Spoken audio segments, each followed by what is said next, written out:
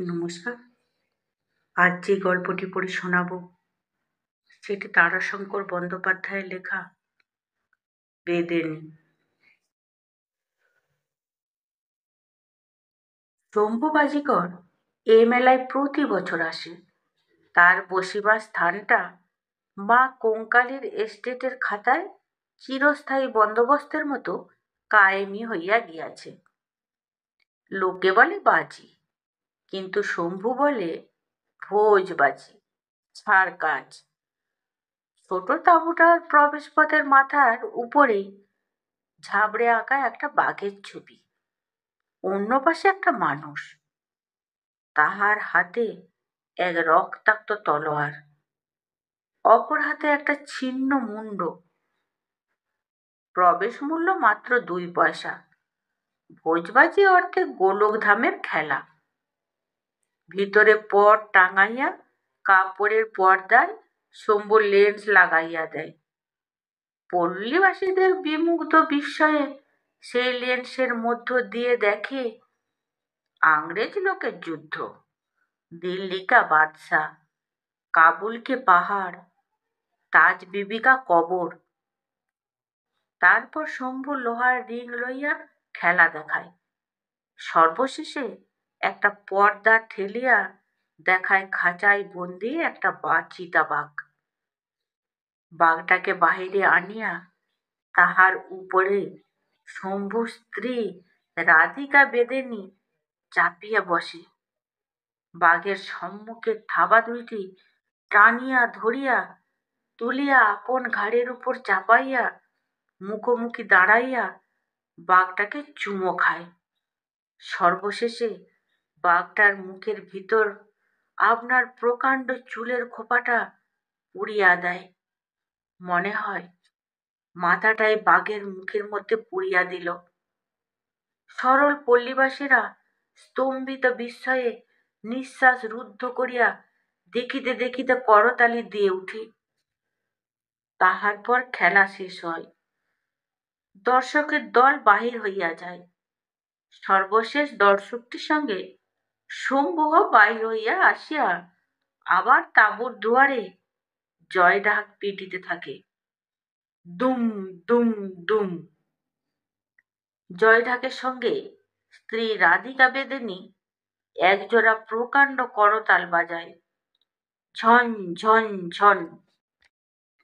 মধ্যে মধ্যে শম্ভু হাঁকে, বাঘ, ওই বড় বাঘ। বেদেনী প্রশ্ন করে, বড় বাঘ কি করে? পক্ষীরাজ ঘোড়া হয়, মানুষের চুমা খায়, জ্যান্ত মানুষের মাথা মুখের মধ্যে পড়ে, কিন্তু খায় না। কথাগুলো শেষ করিয়াই সে ভিতরে গিয়া বাঘটাকে তীক্ষ্ণাগ্র অঙ্কুশ দিয়া খোঁচা মারে। সঙ্গে সঙ্গে বাঘটা বারবার গর্জন করতে থাকে। তাঁবুর দুয়ারের সম্মুখে সমবেত জনতা ভীতিপূর্ণ কৌতূহল কম্পিত বক্ষে তাঁবুর দিকে অগ্রসর হয়। দুয়ারের পাশে দাঁড়াইয়া বেদিনী 2টি করিয়া পয়সা লইয়া প্রবেশ করিতে দেয়। এছাড়াও বেদেনীর নিজের খেলা আছে। তাহার কাছে একটা ছাগল, 2টা বাঁদর আর গোটা কতক সাপ। সকাল হইতে সে আপনার ঝুলি ঝাঁপি লইয়া গ্রামে বাহির হয়। গৃহস্থের বাড়ি খেলা দেখাইয়া গান গাইয়া উপার্জন করিয়া আনে। এবার শম্ভু কঙ্কালীর মেলায় আসিয়া ভীষণ ক্রুদ্ধ হইয়া উঠিল। কোথা হইতে আর একটা বাজির তাঁবু আসিয়া গিয়াছে। তাহার জন্য নির্দিষ্ট জায়গাটা অবশ্য খালিই পড়ে আছে, কিন্তু এ বাজির তাঁবুটা অনেক বড় এবং কায়দা কারণে অনেক অভিনবত্ব আছে। বাহিরে 2টা ঘোড়া, একটা গরুর গাড়ির উপর একটা খাঁচা রহিয়াছে। নিশ্চয়ই উহাতে বাঘ আছে। গরুর গাড়ি 3খানা নামাইয়া শম্ভু নতুন তাঁবুর দিকে মর্মান্তিক ঘৃণায় হিংস্র দৃষ্টিতে চাহিয়া দেখিল। তারপর আক্রোশ ভরা নিম্ন কণ্ঠে বলিল, শালা! তাহার মুখ ভীষণ হইয়া উঠিল। শম্ভুর সমগ্র আকৃতির মধ্যে একটা নিষ্ঠুর হিংস্র ছাপ যেন মাখানো আছে। ক্রূর নিষ্ঠুরতা পরিব্যঞ্জক এক ধরনের উগ্র তামাটে রং আছে। শম্ভুর দেহবর্ণ সেই উগ্র তামাটে, আকৃতি দীর্ঘ, সর্বাঙ্গে একটা শ্রেয়হীন কঠোরতা, মুখে কপালের নিচে একটা ভাঁজ, সাপের মতো ছোট ছোট গোল চোখ, তাহার উপর জন্তুর সম্মুখে দুইটা দাঁত যেন বাঁকা হিংস্র ভঙ্গিতে অহরহ বাহিরে জাগিয়া থাকে। হিংসায় ক্রোধে সে আরো ভয়াবহ হইয়া উঠিল।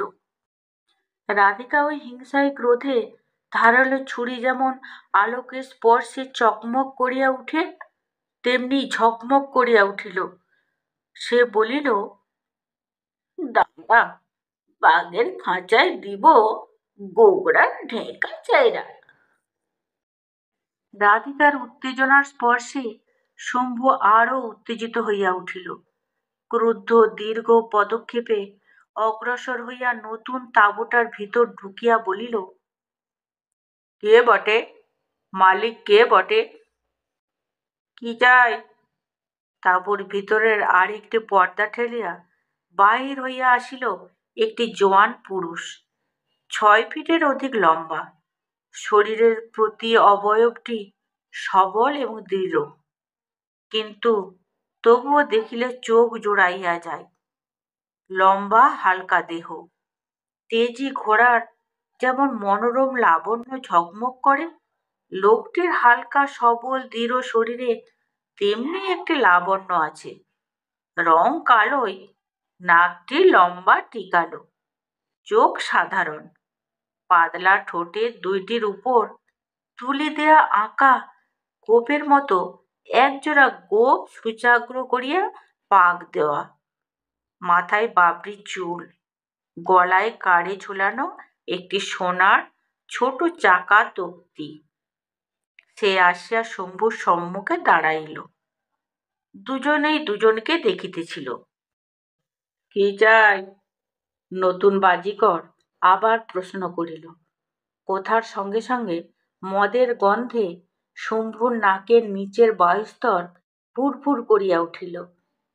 শম্ভু খপ করিয়া ডান হাত দিয়া তাহার বাঁ হাতটা চাপিয়া ধরিল, বলিল,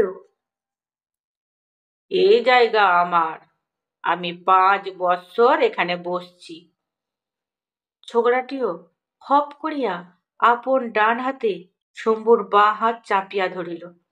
মাতালের হাসি হাসিল, বলিল, সে হবে, আগে মদটুকু। শম্ভুর পিছনে জলতরঙ্গ বাদ্যযন্ত্রের দ্রুততম গতিতে যেন গদ বাজিয়া উঠিল। বলিল, কটি বোতল আছে তোমার নাগর? মদ খাওয়াইবা?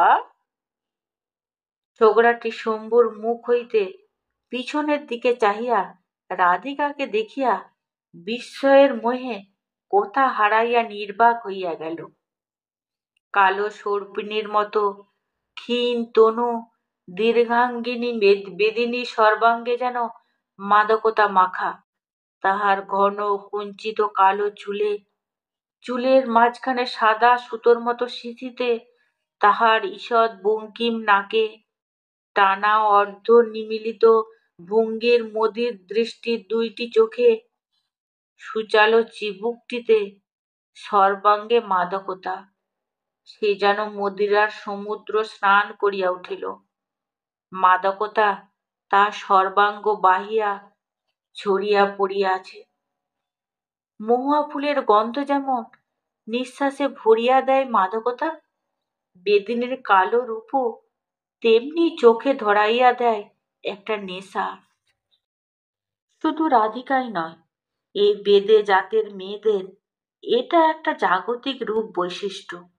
এই বৈশিষ্ট্য রাধিকার রূপের মধ্যে একটা প্রতীকের সৃষ্টি করিয়াছে, কিন্তু মোহময় মাদকতার মধ্যে আছে খুরের মতো ধারের ইঙ্গিত, চারিদিকে হিংস্র তীক্ষ্ণ উগ্রতার আভাস।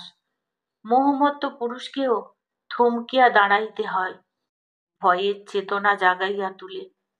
বুকে ধরিলে হৃৎপিণ্ড পর্যন্ত ছিন্ন ভিন্ন হইয়া যাইবে। রাধিকার খিলখিল হাসি থামে নাই। সে নূতন বাজিকরের বিস্ময় বিহল নীরব অবস্থা দেখিয়া আবার বলিল, বা খাইরে গেলে যে নাগরে।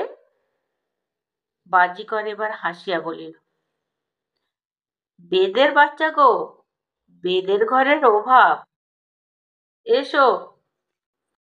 সত্য কথা, এই জাতিটি মদ কখনো কিনিয়া খায় না, ইহারা লুকাইয়া চোলাই করে, জেলেও যায়, কিন্তু তা বলিয়া স্বভাব কখনো ছাড়ে না। শাসন বিভাগের নিকট পর্যন্ত ইহাদের এই অপরাধটা অতি সাধারণ হিসাবে লঘু হইয়া দাঁড়াইয়াছে। শম্ভুর বুকখানা নিঃশ্বাসে ভরিয়া এতখানি হইয়া উঠিল। আহারকারীও তাহার জাতির, নতুবা।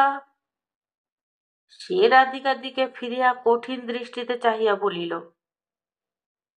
তুই আইলি কেন এখানে? রাধিকা এবারও খিলখিল করিয়া হাসিয়া বলিল, মরণ তোমার, আমি মদ খাবো নাই। তাঁবুর ভিতরে ছোট একটা প্রকোষ্ঠের মধ্যে মদের আড্ডা বসিল। চারিদিকে পাখির মাংসের টুকরা টুকরা হাড়ের কুচি ও একরাশি মুড়ি ছড়াইয়া পড়িয়া আছে। একটা পাতায় এখনো খানিকটা মাংস, আর একটায় কতকগুলো মুড়ি, পেঁয়াজ, লঙ্কা, খানিকটা নুন। দুইটি খালি বোতল গড়াইতেছে, একটা বোতল অর্ধ সমাপ্ত। বিব্রস্ত বসনা একটি বেদের মেয়ে পাশের নেশায় অচেতন হইয়া পড়িয়া আছে। মাথার চুল ধুলায় রুক্ষ, হাত দুইটি মাথার উপর দিয়া ঊর্ধ্ব বাহুর ভঙ্গিতে মাটিতে লুণ্ঠিত। মুখে তখনও মদের ফেনা বুদবুদের মতো লাগিয়া রইয়াছে। শান্তশিষ্ট চেহারার মেয়েটি। রাধিকা তাহাকে দেখিয়া আবার খিলখিল করিয়া হাসিয়া উঠিল, বলিল, তোমার বেদে নেই, ই যে কাটা কোলা গাছের পাড়া পড়েছে গো। নতুন বাজিকর হাসিল। তারপর সে স্থলিত পদে খানিকটা অগ্রসর হইয়া একটা স্থানের আলগা মাটি সরাইয়া দুইটা বোতল বাহির করিয়া আনিল। মদ খাইতে খাইতে কোথা যা বলিবার বলিতেছিল নতুন বাজিকর আর রাধিকা। শম্ভু মত্ততার মধ্যে গম্ভীর হইয়া বসিয়াছিল। প্রথম পাত্র পান করিয়া রাধিকা বলিল, কি নাম গো তোমার বাজিকর? নতুন বাজিকর কাঁচা লঙ্কা খানিকটা দাঁতে কাটিয়া বলিল, নাম শুনলি গালি দিবা আমাকে বেদেনি। কেনে? নাম বটে কেষ্ট বেদে, তা গালি দিব কেনে? তোমার যে নাম রাধিকা বেদেনি, তাই ভুলছি। রাধিকা খিলখিল করিয়া হাসিয়া গড়াইয়া পড়িল। পরক্ষণে সে আপনার কাপড়ের ভিতর হইতে ক্ষিপ্র হস্তে কি বাহির করিয়া নতুন বাজিকরের গায়ে ছুড়িয়া দিয়া বলিল, কই, কালিয়া দমন করো দেখি কিষ্ট, দেখি। শম্ভু চঞ্চল হইয়া পড়িল, কিন্তু কিষ্ট ক্ষিপ্র হাতে আঘাত করিয়া সেটাকে মাটিতে ফেলিয়া দিল। একটা কালকেউটের বাচ্চা, আহত সর্পশিশু, হিস হিস গর্জনে মুহূর্তে ফোনা তুলিয়া দংশনদত্ত হইয়া উঠিল। শম্ভু চিৎকার করিয়া উঠিল, আহ, কামড়াবে যে! অর্থাৎ বিষদাঁত এখনো ভাঙা হয় নাই। কিষ্ট কিন্তু ততক্ষণে তাহার মাথাটা বাঁ হাতে চাপিয়া ধরিয়া হাসিতে আরম্ভ করিয়া দিয়াছে। হাসিতে হাসিতে সে ডান হাতের ট্যাক হইতে ছুরি বাহির করিয়া দাঁত দিয়া খুলিয়া ফেলিল। কিন্তু সাপটার বিষদাঁত ও বিষের থলি দুই কাটিয়া ফেলিয়া রাধিকার গায়ে আবার ছুঁড়িয়া দিল। রাধিকাও ক্ষিপ্র গতিতে সাপটি ধরিয়া ফেলিল, কিন্তু রাগে সে মুহূর্ত পূর্বের ওই সাপটার মতোই ফুলিয়া উঠিল। বলিল, আমার সাপ তুমি কামাইলা কেন? কেষ্ট বলিল, তুমি যে বললা গো দমন করতে। বলিয়া সে এবার হা হা করিয়া হাসিয়া উঠিল।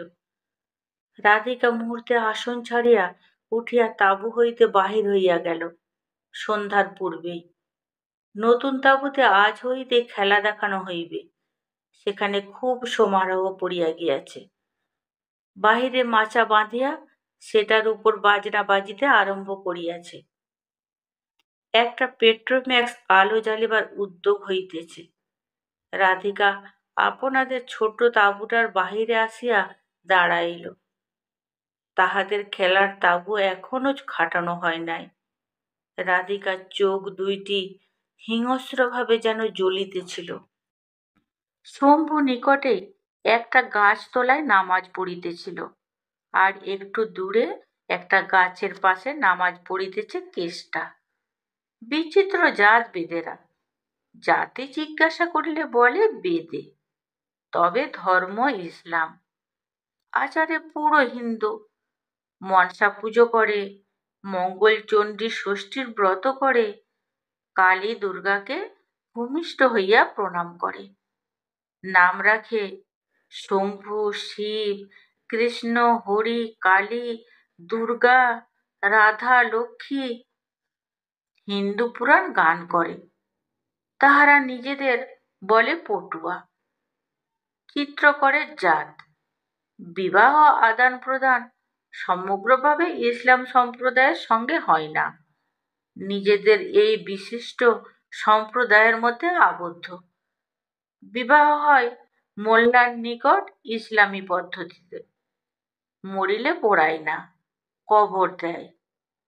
জীবিকার বাজিকরেরা সাপ নাচাইয়া গান করে, বাদর ছাগল লইয়া খেলা দেখায়। কিন্তু এই নতুন তাঁবুর মতো সমারোহ করিয়া তাহাদের সম্প্রদায়ের কেহ কখনো খেলা দেখায় নাই। রাধিকার চোখ ফাটিয়া জল আসিতেছিল। তাহার মনশ্চক্ষে কেবল ভাসিয়া উঠিয়াছিল উহাদের সবল তরুণ বাঘটির কথা। ইহারই মধ্যে লুকাইয়া সে বাঘটাকে কাঠের ফাঁক দিয়া দেখিয়া আসিয়াছে। সবল দৃঢ় ক্ষিপ্রতা বঞ্চক অঙ্গ প্রত্যঙ্গ, চকচকে চিকন লোম, মুখে হাসির মতো ভঙ্গি যেন অহরহ লাগিয়া আছে। আর তাহাদের বাঘটার স্থবির শিথিল দেহ অতি কর্কশ। খসখসে লোমগুলো দেখিয়া রাধিকার শরীর ঘিন ঘিন করিয়া ওঠে।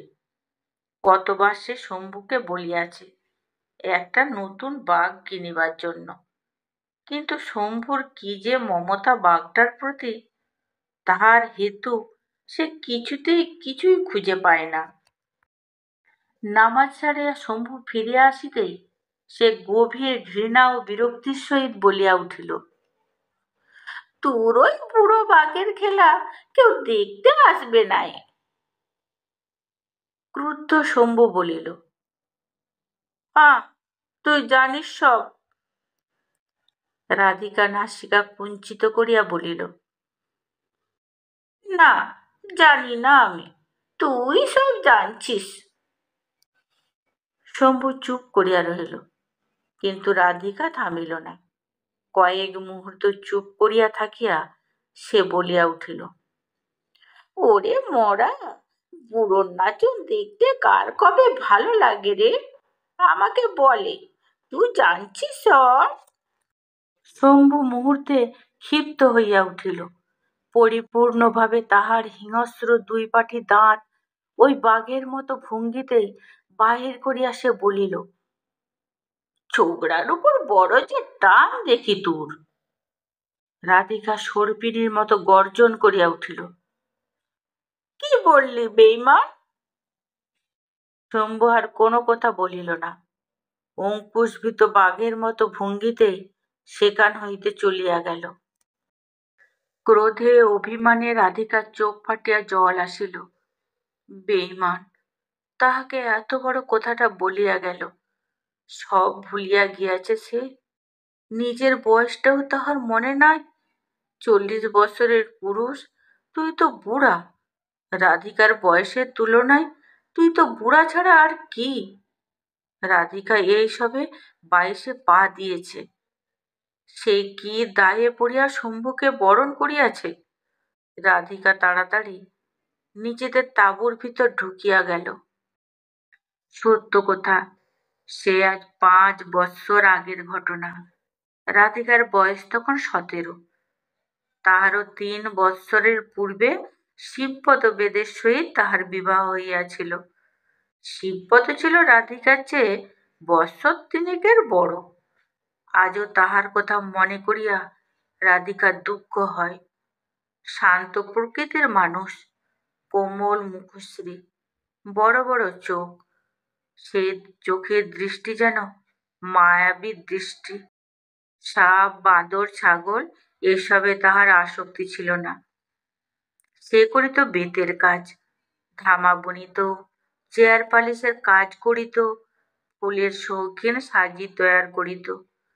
তাহাতে তাহার উপার্জন ছিল গ্রামের সকলের চেয়ে বেশি। তাহার স্বামী স্ত্রীতে বাহির হইত। সে কাঁধে ভার বইয়া লইয়া যাইত তাহার বেতের জিনিস। রাধিকা লইয়া যাইত তাহার সাপের ঝাঁপি, বাঁদর, ছাগল।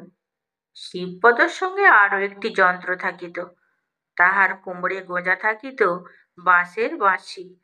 রাধিকা যখন সাপ নাচাইয়া গান গাহিত, শিবপদ রাধিকার স্বরের সহিত মিলাইয়া বাঁশি বাজাইত। ইহা ছাড়াও শিবপদর আর একটা মস্ত বড় গুণ ছিল। তাহাদের সামাজিক মজলিসে, বৃদ্ধদের আসরেও তাহার ডাক পড়িত। অতি ধীর প্রকৃতির লোক শিবপদ, এবং লেখাপড়াও কিছু কিছু নিজের চেষ্টায় সে শিখিয়াছিল। এই জন্য তাহার পরামর্শ প্রবীণেরাও গ্রহণ করিত। গ্রামের মধ্যে সম্মান কত তাহার।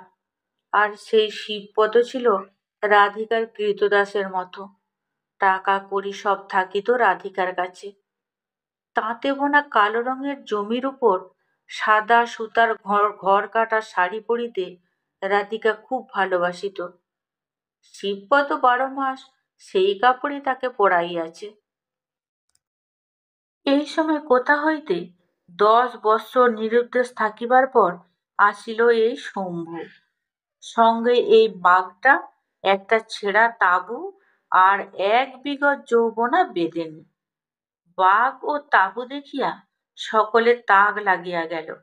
রাধিকা প্রথম যেদিন শম্ভুকে দেখিল, সেদিনের কথা তাহার আজও মনে আছে। সে এই উগ্র পিঙ্গল বর্ণ, উদ্ধত দৃষ্টি, কঠোর বলিষ্ঠ দেহ, মানুষটিকে দেখিয়া বিস্মিত হইয়া গিয়াছিল। শম্ভুও তাহাকে দেখিতেছিল মুগ্ধ বিস্ময়ের সহিত। সেই প্রথম ডাকিয়া বলিল, এই বেদেনি, দেখি তোর সাপ কেমন।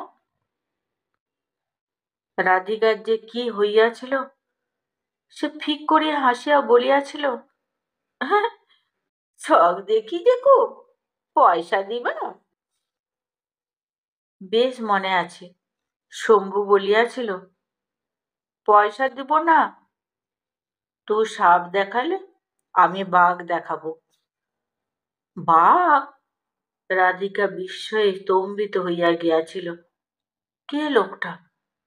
যেমন অদ্ভুত চেহারা, তেমনি কি অদ্ভুত কথা। বলে বাঘ দেখাইবে। সে তাহার মুখের দিকে তীক্ষ্ণ দৃষ্টিতে চাহিয়া বলিয়াছিল, সত্য বলছ? বেশ, দেখ আগে আমার বাঘ দেখ। সে তাহাকে তাঁবুর ভিতর লইয়া গিয়া সত্যই বাঘ দেখাইয়াছিল। সবিস্ময়ে তাহাকে প্রশ্ন করিয়াছিল, হ, বাঘ নিয়া তুমি কি করো? লড়াই করি, খেলা দেখাই। হ্যাঁ হ্যাঁ, দেখবি তো? বলিয়া সঙ্গে সঙ্গে সে খাঁচা খুলিয়া বাঘটাকে বাহির করিয়া তাহার সামনে 2 থাবা 2 হাতে ধরিয়া বাঘের সহিত মুখোমুখি দাঁড়াইয়াছিল। বেশ মনে আছে, রাধিকা বিস্ময়ে হতবাক হইয়া গিয়াছিল। শম্ভু বাঘটাকে খাঁচায় ভরিয়া রাধিকার সম্মুখে দাঁড়াইয়া বলিয়াছিল, তুই এইবার সাপ দেখা আমাকে। রাধিকা সে কথার উত্তর দেয় নাই, বলিয়াছিল, ওটা তোমার পোষ মেনেছে। হি হি করিয়া হাসিয়া শম্ভু সবলে তাহাকে জড়াইয়া ধরিয়া বলিয়াছিল, হি হি, বাঘিনী পোষ মানাতে আমি ওস্তাদ আছি। কি যে হইয়াছিল রাধিকার এক বিন্দু আপত্তি পর্যন্ত করে নাই। দিন কয়েক পরে সে শিবপদর সমস্ত সঞ্চিত অর্থ লইয়া শম্ভুর তাঁবুতে আসিয়া উঠিয়াছিল। চোখের জলে শিবপদর বুক ভাসিয়া গিয়াছিল, কিন্তু তাহাতে রাধিকার মমতা হওয়া দূরের কথা, লজ্জা হওয়া দূরে থাক, ঘৃণায় বিতরাগে তাহার অন্তর হৃদি করিয়া উঠিয়াছিল। রাধিকার মা বাপ গ্রামের সকলে তাহাকে ছিছি করিয়াছিল, কিন্তু রাধিকা তাহা গ্রাহ্যই করে নাই। সেই রাধিকার আনিত শিবপদর অর্থেই শম্ভুর এই তাঁবু ও খেলার সরঞ্জাম কেনা হইয়াছিল। সে অর্থ আজ নিঃশেষিত হইয়া আসিয়াছে। দুঃখেই দিন চলে আজকাল। শম্ভু যাহা রোজগার করে সবই নেশায় উড়াইয়া দেয়, কিন্তু রাধিকা একটি দিনের জন্য দুঃখ করে নাই। আর বেঈমান কিনা এই কথা বলিল। সে একটা মদের বোতল বাহির করিয়া বসিল। ওদিকে নতুন তাঁবুতে আবার বাজনা বাজিতেছে। দোসরা দফার খেলা আরম্ভ হইবে। মদ খাইয়া রাধিকা হিংস্র হইয়া উঠিয়াছিল। ওই বাজনার শব্দে তাহার সমস্ত অন্তরটা যেন জ্বালা করিয়া উঠিল। উহাদের তাঁবুতে নিশীথ রাতে আগুন ধরাইয়া দিলে কেমন হয়। সহসা তাদের তাঁবুর বাহিরে শম্ভুর ক্রুদ্ধ উচ্চ কণ্ঠস্বর শুনিয়া সে মত্ততার উপর উত্তেজিত হইয়া বাহির হইয়া আসিল। দেখিল শম্ভুর সম্মুখে দাঁড়াইয়া কেষ্ট। তাহার পরনে ঝকঝকে সাজ পোশাক, চোখ রাঙা। সেই তখন কথা বলিতেছিল, কেনে, ইতে দোষটা কি হলো? তোমরা বসে রইছ, আমাগোর খেলা হচ্ছে, খেলা দেখবার ন্যাওতা দিলাম, তার দোষটা কি হলো? শম্ভু চিৎকার করিয়া উঠিল, খেল দেখাবেন খেলোয়াড়ি আমায়? অপমান করতে আসছিস তো? কেষ্ট কি বলিতে গেল, কিন্তু তাহার পূর্বে উত্তেজিত রাধিকা একটা ইট কুড়াইয়া লইয়া সজোরে তাহাকে লক্ষ্য করিয়া ছুড়িয়া বসিল। অব্যর্থ লক্ষ্য, কিন্তু কেষ্ট অদ্ভুত, সে বলের মতো লুফিয়া ধরিয়া ফেলিল। তারপর ইটটাকে লুফিতে লুফিতে চলিয়া গেল। বিস্ময়ে রাধিকা সামান্য কয়টা মুহূর্তের জন্য যেন স্তম্ভিত হইয়া গিয়াছিল। সে ঘোর কাটিতেই সে বর্ধিত উত্তেজনায় আবার একটা ইট কুড়াইয়া লইল। শম্ভু তাহাকে নিবৃত করিল। সে সাদরে তাহার হাত ধরিয়া তাঁবুর মধ্যে লইয়া গেল। রাধিকা বিপুল আবেগে শম্ভুর গলা জড়াইয়া ফোপাইয়া ফোপাইয়া কাঁদিতে আরম্ভ করিল। শম্ভু বলিল, এই মেলা বাদে বাঘ কিনে লিয়ে আসবো। ওদিকে তাঁবু হইতে কেষ্টর কণ্ঠস্বর ভাসিয়া আসিল। তাঁবুর একটা ছেঁড়া ফাঁক দিয়া রাধিকা দেখিল তাঁবুর কানাত খুলিয়া দিতেছে, অর্থাৎ ভিতরে না গেলেও তাহারা যেন দেখিতে বাধ্য হয়। সে ক্রোধে গর্জন করিয়া উঠিল, দিব আগুন ধরাইয়া তাঁবুতে।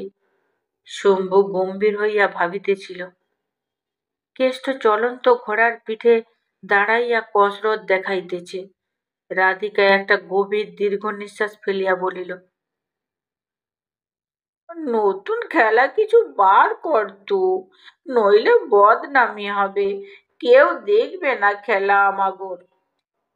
শম্ভু দাঁতের দাঁত চাপিয়া বলিল, পুলিশে ধরাইয়া দিব শালাকে, মদের সন্ধান দিয়া দিব। ওদিকে টিয়া পাখিতে কামান দাগিল।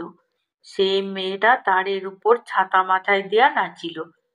বাঘটার সহিত কেষ্ট লড়াই করিল। এই একটা থাবা বসাইয়া দিল বাঘটা। রাধিকা নিজেদের খেলার দৈনিক কথা ভাবিয়া ঝরঝর করিয়া কাঁদিয়া ফেলিল। সঙ্গে সঙ্গে আক্রোশেও ফুলিতেছিল। তাঁবুটা আগুন ধরিয়া ধু ধু করিয়া জ্বালিয়া যায়। কেরোসিন তেল ঢালিয়া আগুন ধরাইয়া দিলে কেমন হয়। পরদিন সকালে উঠিতে রাধিকার একটু দেরি হইয়া গিয়াছিল। উঠিয়া দেখিল শম্ভু নাই। সে বোধ হয় 2-4 জন মজুরের সন্ধানে গ্রামে গিয়াছে। বাহিরে আসিয়া সে শিহরিয়া উঠিল। কেষ্ট তাঁবুর চারিপাশে পুলিশ দাঁড়াইয়া আছে। দুয়ারে একজন দারোগা বসিয়া আছেন। এ কি! সে সোটান গিয়া দারোগার সামনে সেলাম করিয়া দাঁড়াইল। দারোগা তাহার আপদ মস্তক দেখিয়া বলিলেন, ডাকো সব, আমরা তাঁবু দেখব।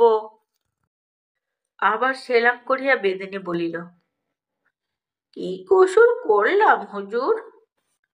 মদ আছে কিনা দেখবো আমরা। ডাকো বেটা ছেলেদের, এইখান থেকেই ডাকো। রাধিকা বুঝিল দারোগা তাহাকে এই তাঁবুরই লোক ভাবিয়াছে, কিন্তু সে আর তাহার ভুল ভাঙাইল না। সে বলিল, ভিতরে আমরা কচি ছেলে রইছে হুজুর। আচ্ছা, ছেলে নিয়ে আসতে পারো তুমি, আর ডেকে দাও পুরুষদের। রাধিকা দ্রুত তাঁবুর মধ্যে প্রবেশ করিয়া সেই দেখা জায়গাটা আলগা মাটি সরাইয়া দেখিল 3টা বোতল তখনও মজুদ রহিয়াছে। সে একখানা কাপড় টানিয়া লইয়া ভাঁজ করিয়া বোতল 3টাকে পুড়িয়া ফেলিল এবং সুকৌশলে এমন করিয়া বুকে ধরিল যে শীতের দিনে সযত্নে বস্ত্রাবৃত অন্তত 25 শিশু ছাড়া আর কিছু মনে হয় না। তাঁবুর মধ্যে কেষ্ট অঘরে ঘুমাইতেছিল। পায়ের ঠেলা দেয়া রাধিকা বলিল, পুলিশ আইছে, বসে রয়েছে দুয়ারে, উঠে যাও। সে অকম্পিত সংযত স্তন দানরত মাতার মতো শিশুকে যেন বুকে ধরিয়া বাহিরে লইয়া গেল। তাহার পিছনে পিছনে কেষ্ট আসিয়া দারোগার সম্মুখে দাঁড়াইল। দারোগা প্রশ্ন করিলেন, এ তাঁবু তোমার?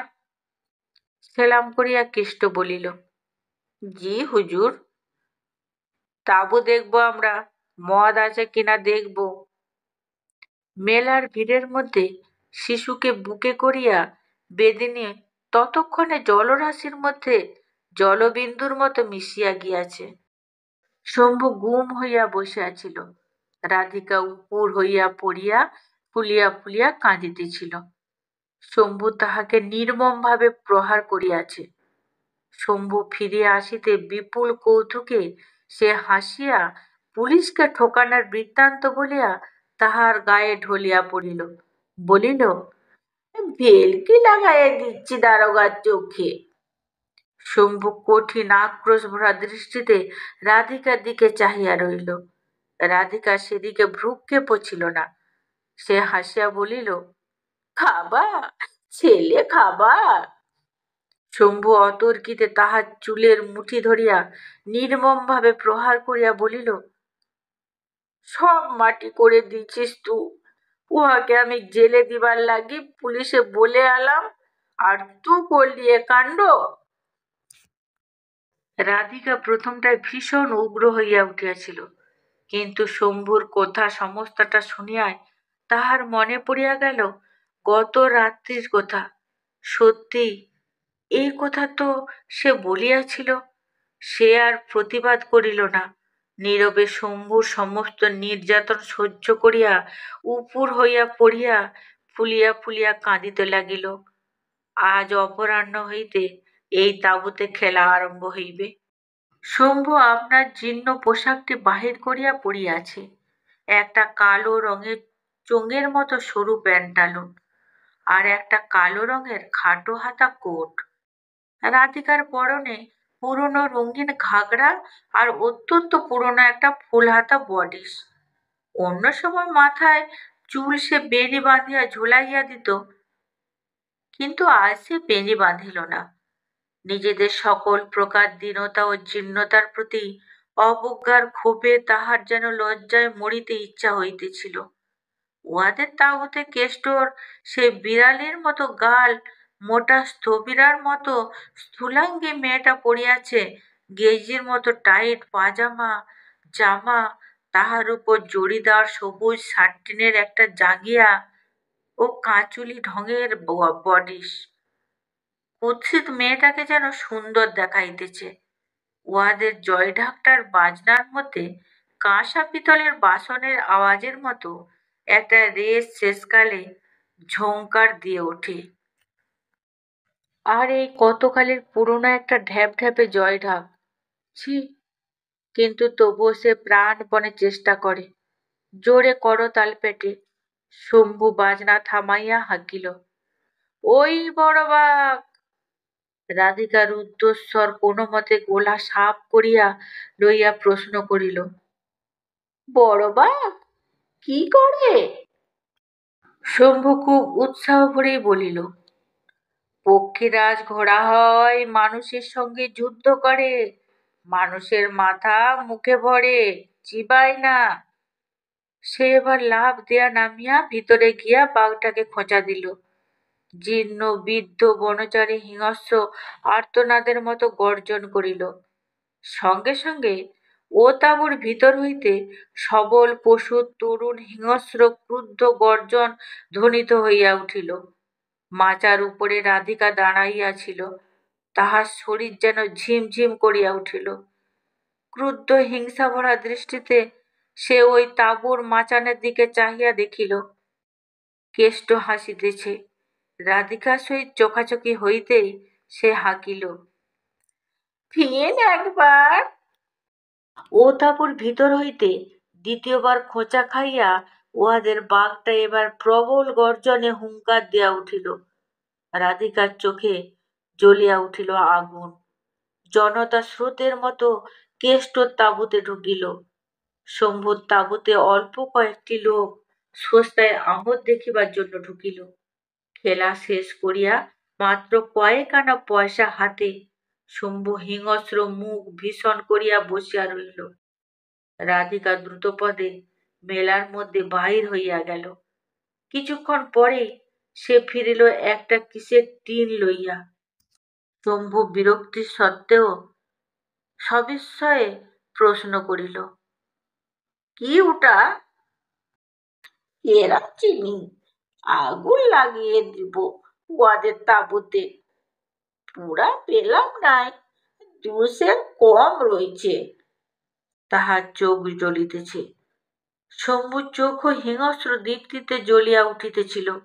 সে বলিল, লিয়ে আই মদ। মদ খাইতে খাইতে রাধিকা বলিল, দাও দাও করে জ্বলবে যখন।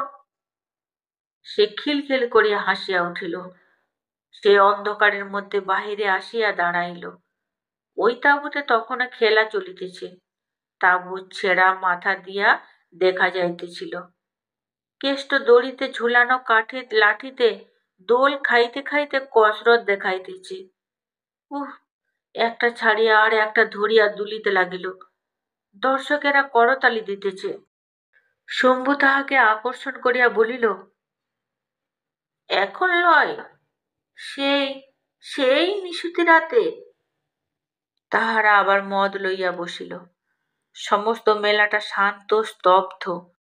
অন্ধকারে সব ভরিয়া উঠিয়াছে। বেদিনী ধীরে ধীরে উঠিল। এক মুহূর্তের জন্য তাহার চোখে ঘুম আসে নাই। বুকের মধ্যে একটা অস্থিরতায়, মনের একটা দুর্দান্ত জ্বালায় সে অহরহ যেন পীড়িত হইতেছে। সে বাহিরে আসিয়া দাঁড়াইল। গাঢ় অন্ধকার থমথম করিতেছে। সমস্ত নিস্তব্ধ। সে খানিকটা এদিক হইতে ওদিক পর্যন্ত ঘুরিয়া আসিল। কেহ কোথাও জাগিয়া নাই। সে আসিয়া তাঁবুতে ঢুকিল। ফস করিয়া একটা দেশলাই জ্বালিল। ওই কেরোসিনের টিনটা রহিয়াছে। তারপর শম্ভুকে ডাকিতে গিয়া দেখিল, সে শীতে কুকুরের মতো কুণ্ডলি পাকাইয়া অঘরে ঘুমাইতেছে। তাহার উপর ক্রোধে ঘৃণায় রাধিকার মন ছিছি করিয়া উঠিল। অপমান ভুলিয়া গিয়াছে, ঘুম আসিয়াছে।